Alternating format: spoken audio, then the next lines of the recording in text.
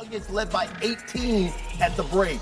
Here in the third, Nuggets made some crazy shots. Look at this three by Nikola Jokic. And I love Anthony Davis's face after he knocks down his three.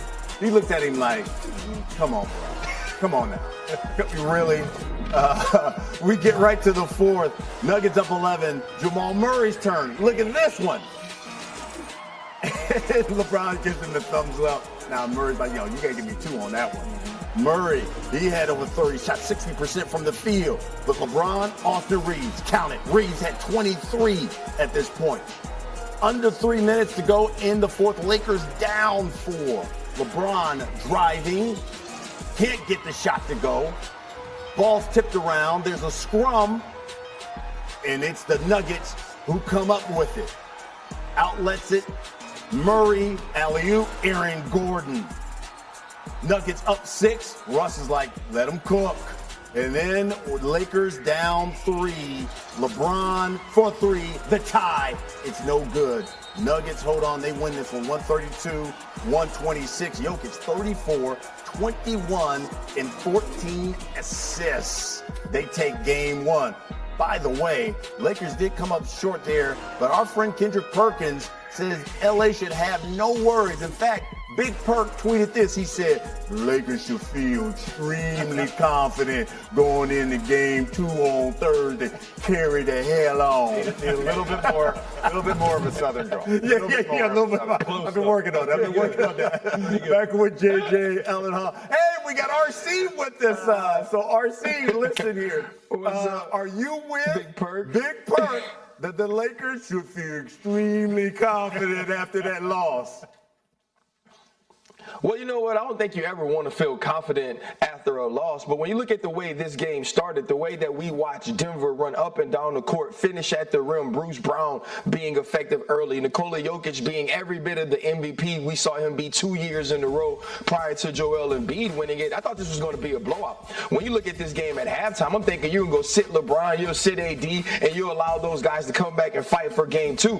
But the way that this team came back, the way that Austin Reeves played, and Anthony Davis doing everything that you asked him to do from an effort standpoint and also a skill standpoint. I mean, this is going to be a good series. Now, this means the Lakers have to come back and play the exact same way they did in the second half for 4 quarters. Because let's be honest, guys, the way this game started, the Lakers were behaving as if the altitude affected them the way it affects me to play in Denver. And we all know the last 2 times Pittsburgh went, I just stayed on the sideline because I could have freaking died. When you think about LeBron James and him not playing his best basketball, him not making the clutch shots, him turning the basketball over early on in the game, you know that this team can get better because their best player can be better. And I don't know how much better the Denver Nuggets can play than what we saw last night. Okay, JJ, you play. So would you be with Big Perk? Would you be extremely confident if you were a member of the Lakers after game 1? Who won this game? Who won this game? The Nuggets won, right? Jokic had a historical performance. All right, so this is the second segment we've done on this show, on this game, and all we've talked about is the Lakers. Let me say this. Nikola Jokic is the best player in basketball.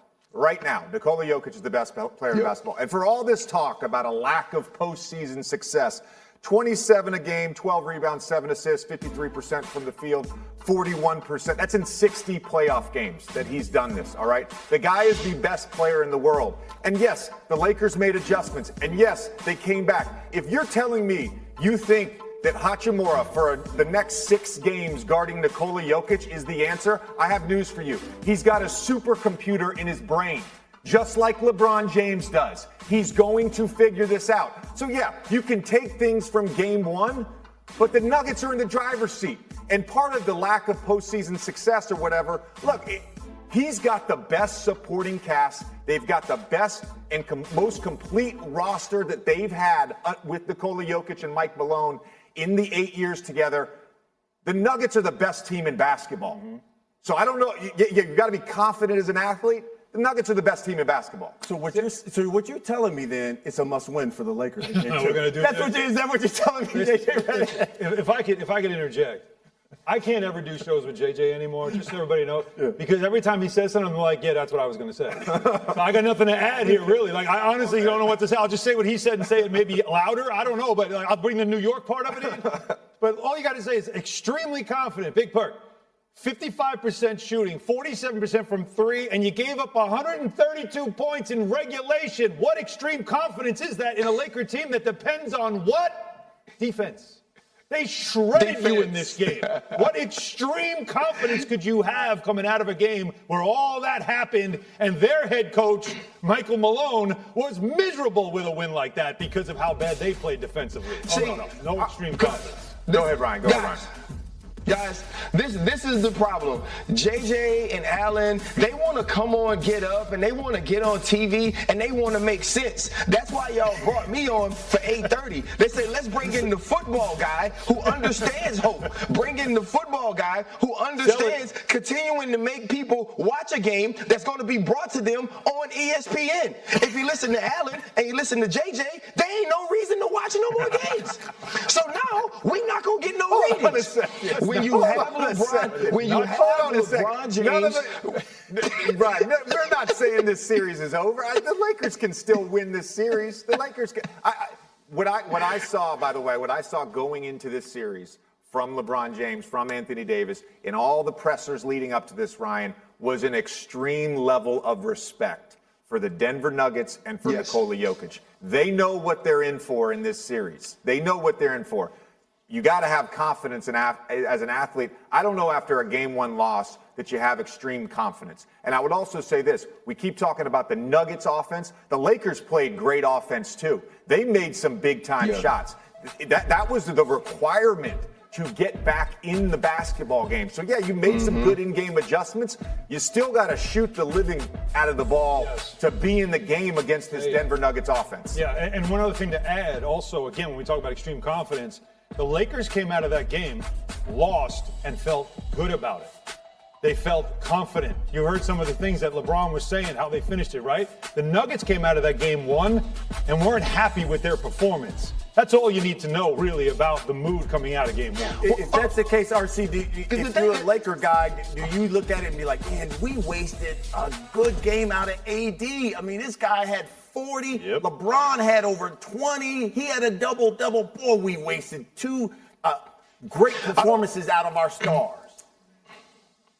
I don't think I leave the game thinking about wasting two performances. What you leave the game, if we are going to talk about extreme confidence, you leave the game wondering what those two stars have to do in order for you to win 4 out of the next 6. Because you did get an all-time game out of Anthony Davis when he's facing the best player in the world, Nikola Jokic. You did get LeBron James finding ways to get a double-double when I don't believe he had his best stuff. Austin Reeves giving you over 20 points. And it goes to what JJ said about this game. It took extreme shot making in the second half by the Los Angeles Lakers to even make this close. And the game is about perspective. Denver's mad because of the way they started.